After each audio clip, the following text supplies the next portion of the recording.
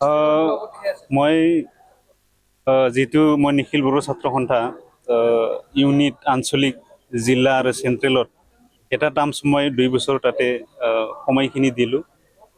তাৰপিছত মই ফৰ্মেলিভাৱে মই ৰিলিজ লেটাৰ দি পেলাই মই ৰিলিজ লোৱা হৈছে। আৰু চেণ্ট্ৰেল এপছতো মই দতমা যিহেতু চেণ্ট্ৰেল এপছৰ কনফাৰেঞ্চ হৈছে তাতে মই ওলাইছোঁ। আৰু যিহেতু জিলাত মই এডভাইজাৰ আছিলোঁ, মই ৰিলিজ লেটাৰ দিছোঁ। এই ৰিলিজ লেটাৰটো ডিষ্ট্ৰিক্টত যোৱা টংলা যিহেতু চেণ্ট্ৰেল এপছৰ ডিষ্ট্ৰিক্ট এপছৰ যিটো কনফাৰেঞ্চ হৈছিল তাতে তেখেতসকলে একচেপ্ট কৰিছে। তাৰপিছত মই নিজে এটা সিদ্ধান্ত লৈছোঁ, যিহেতু অঞ্চলৰ যিহেতু বিশেষ মানুহবিলাকে ক'লে যে আপুনি এপছটো এৰি ফালে কি কৰিব।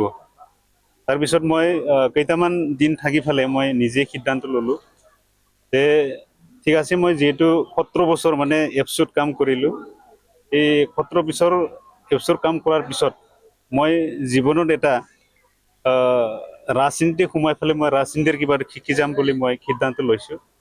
আৰু সেই মৰ্মে মই যিহেতু আগৰ পৰাই মই অবজাৰ্ভ কৰি আছিলোঁ ৰাজনীতি কোনটো দলত মই জীৱনত যিহেতু ফাৰ্ষ্ট মই ৰাজনীতি কৰিম, এইটো চাই মই সিদ্ধান্ত লোৱা হৈছে। যোৱা 11 তাৰিখে মই চিৰাং কাজলগাঁও যিহেতু BPF দলৰ CWC মিটিং হৈছিলে, তাতে মোৰ জইনিংটো হৈছে। ইয়াৰ কাৰণে মই ধন্যবাদ যাচিব বিচাৰিছোঁ আপোনালোকৰ যোগেদি। আমাৰ BTCৰ চিফ সন্মানীয় BPFৰ সভাপতি ছাৰ হাগ্ৰামা মহিলাৰী ছাৰক মই ধন্যবাদ যাচিছোঁ, কাৰণ মোক এটা BPFৰ সদস্য হিচাপে অন্তৰ্ভুক্ত কৰি লোৱাৰ কাৰণে। আৰু চেণ্ট্ৰেল BPFৰ সকলো বিষয়ববীয়া, ডিষ্ট্ৰিক্টৰ বিষয়ববীয়া, ব্লকৰ আৰু প্ৰাইমাৰীৰ BPFৰ বিষয়ববীয়াসকলক মই নমস্কাৰ আৰু ধন্যবাদ যাচিছোঁ। মই আশা কৰিছোঁ সকলোৰ যিহেতু আমি নতুন হিচাপে BPFত সদস্য হিচাপে আমি জইন হৈছোঁ, ইয়াত যিবিলাক আমি ছিনিয়ৰ BPFৰ লিডাৰ সকলে আমাক নিশ্চয় আগুৱাই ল'ব আৰু আমাক শিকাই লৈ যাব, এইটো মই আশা কৰিছোঁ। আৰু বিশেষ মই ক'বলৈ বিচৰা নাই, যিহেতু এটা মই দেখিবলৈ পাইছোঁ যিহেতু BPF এটা শক্তিশালী এটা দল। যোৱা BTCৰ ইলেকশ্যনত আমি সকলোৱে গম পাইছে, যিহেতু অকলে BPF দলে 28খন জিকিবলৈ সক্ষম হৈছে।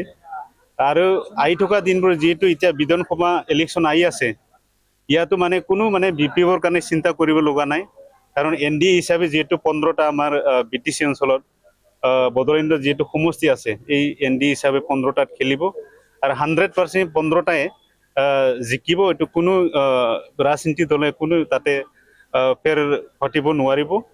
আৰু যিহেতু BPF যিহেতু মজবুত হৈ আছে, আৰু আমি ক'ৰবা ছাত্ৰ সংগঠন কৰা, কোনোবা ক'ৰবা BJPত ৰাজনীতি কৰা বা UPPত কৰা তেখেতসকলে আকৌ আহিছে ইয়াৰ কাৰণে। আৰু BPF নিশ্চয় মজবুতটো আৰু বাঢ়িব, যিহেতু আমিও BPFক ভালদৰে আকৌ BTC অঞ্চলৰ উন্নতি কৰিবৰ কাৰণে, শান্তি আনিবৰ কাৰণে ভালদৰে কাম কৰাৰ আকৌ মজবুত হওক হাগ্ৰামা ছাৰৰ যিটো চৰকাৰ, ইয়াৰ কাৰণে আমি তাতে সুযোগ কৰিছোঁ।